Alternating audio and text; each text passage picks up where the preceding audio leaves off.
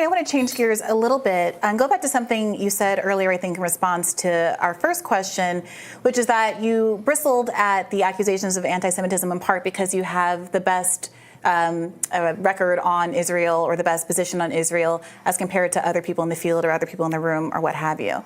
And I wanted to raise this concern, I think, that a lot of folks on the left who are interested in your campaign have, which is that what is considered broadly in American discourse and among the Democratic Party, frankly, among the two-party establishment, to be a good position on Israel is not the position that many people on the left take. So there was some frustration with respect to you walking back your support of Roger Waters, the kind of repeated choice to go to Rabbi Shmuley and more conservative members of the community when you are being criticized with these accusations of anti-Semitism.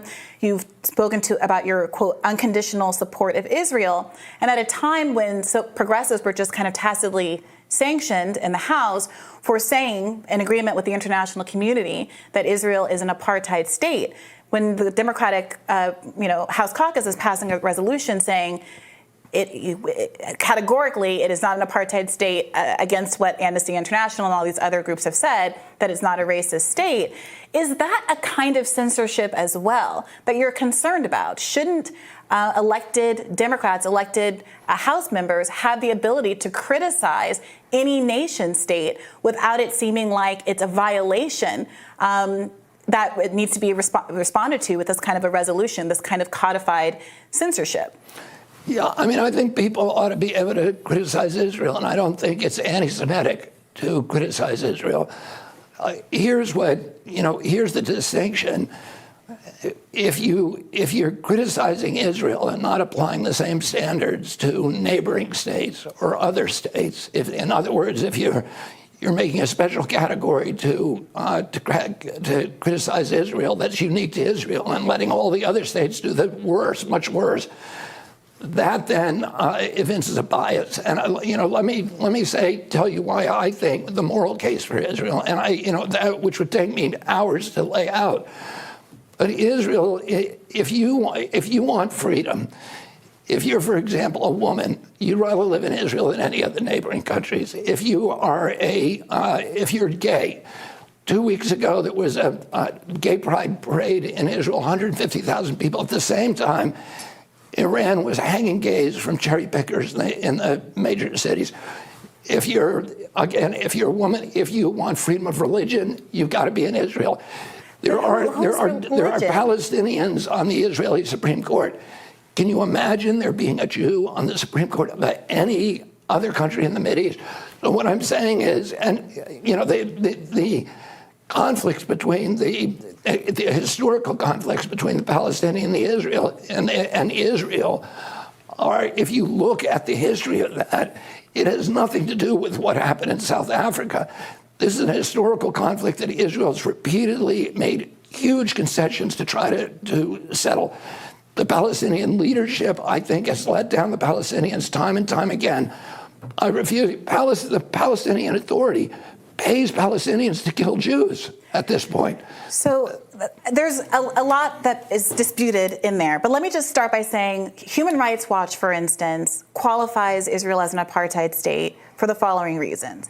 It points to sweeping restrictions on the movement of Arabs, Palestinians in the region, widespread land confiscation, the imposition of harsh conditions which have led to thousands of Palestinians leaving their homes under conditions that amount to forcible transfer, the denial of residency rights to hundreds of thousands of Palestinians and their relatives, and the suppression of basic civil rights to millions of Palestinians.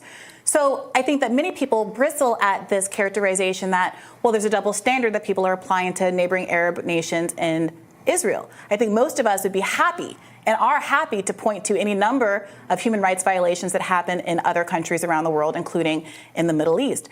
The question is whether or not, because of our quote-unquote special relationship with Israel, the amount of money that we give to Israel, the amount of arms that we fund with respect to the Israeli defense, I think as part in our own military interest, not because of a, I think, particular interest subjectively in the well-being of Jewish people living in the region, that we have an obligation to be more critical of a state that we have so much financial entanglement with.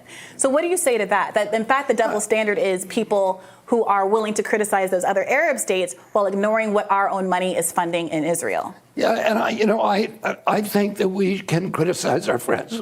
Israel is the only democracy in the Mideast, and all of those issues, the difficult relationship between the Palestinians and the Israelis, I believe time and time again the Israelis have, in good faith, various Israeli governments going back to Ehud Barak have tried time and time again to settle in the most generous possible terms possible. If you're dealing with leadership that adopts a charter that we're not just going to go after military targets, we are encouraging our people to kill as many Jewish civilians as possible, which is the policy of the PA, the policy of Hamas. You look at any country that has security issues, and there's going to be some kind of oppression. During World War II, we're a big country. We put all the Japanese residents, citizens, in concentration camps in our country. Right. And Israel's a tiny country surrounded by hostile countries, each one sworn to the genocidal destruction of every Jew in Israel. So there is a security issue there, and those kind of security problems require a kind of care and security precautions that anybody else in the world would be a million times more. So does that justify then something like these illegal settlements that have been roundly criticized by the international community, or maintaining Palestinians in what have been described as open-air prison type states with unequal access to water and basic life-sustaining provisions? Would you condemn those settlements? Again, the Israelis again and again during the negotiations have offered to close those settlements and to obliterate them and to move their populations out. So out into where? Because I think the fundamental issue is that, and it's a matter of Israeli policy, and this is part of why. If you let me finish. In fact, in polling, the residents of those settlements have favored closing the settlements in exchange for real peace agreement. So what the Israelis have said, we will close those settlements. We will, we will trade land for peace. The Israelis have said that again and again and again. In every instance, the Palestinians have refused. So I think this is the fundamental issue, is that there's some substantive disputes over the timeline of who said no to which kind of agreements and who's at fault for the viability of the two-state solution being increasingly not viable, especially because of the increased expansion of the settlements and the fact that there isn't enough land left, basically, for them to really be an integrated Palestine at this point, which is why the left has moved from a position of a two-state solution to something that needs to be closer to a one-state solution. But the problem with the latter, and this is why Human Rights Watch and Amnesty International, et cetera, have described this as an apartheid state, is that the stated position of the Israeli government is that if we were to fully allow Arab Palestinians to have full citizenship and voting rights because of the population's reality of the states, they feel like they can no longer maintain a Jewish state. And a stated desire to do exactly that is definitionally, if you want to enforce laws that keep people at various statuses of citizenship within a country, that's how we get to the position where it's an apartheid state. So then how do you square a condemnation of some of those actions on the part of the Israeli government, which we send so much money to, with what you said before, which is that you have this, quote, unconditional support? How can you, and when we have this monetary relationship with Israel, also support unconditional support while having the ability to criticize the actions of a government? Well, by unconditional support, I don't mean that I'm going to co-sign every action by Netanyahu or Likud or whatever, or the settlements, or a particular settlement or a particular policy. I don't mean that. I mean that we have a special relationship with Israel. Israel is an outpost of democracy. And one of the ways to think about this is that after World War II, we developed the same special relationship with Turkey and with Greece because we believe that keeping those countries functional in that part of the world was an important barrier against the expansion of adversaries. Today, we have the Chinese and Russians moving into the Mideast in force.